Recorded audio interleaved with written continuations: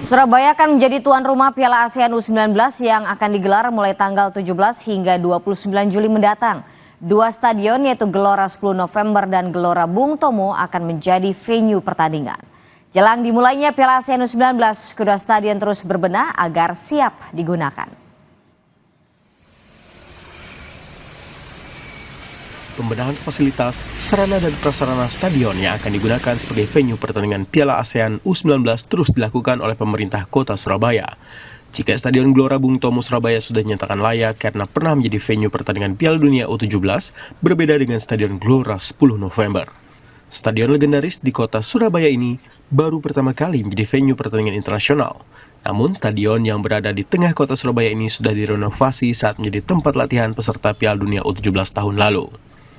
Menurut Wali Kota Surabaya Eri Cahyadi, Stadion Gelora 10 November hanya perlu pembedahan pada lampu.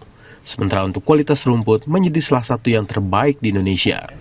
Nanti hari Selasa, FIFA kembali mengecek lampu yang ada di Gelora 10 November untuk lampunya. Tapi yang untuk lain-lainnya, kemarin kita ketemu sudah oke semuanya. Kalau rumput sudah alhamdulillah. Kalau FIFA sudah mengatakan rumputnya Surabaya ini GBT luar biasa timbang stadion lainnya.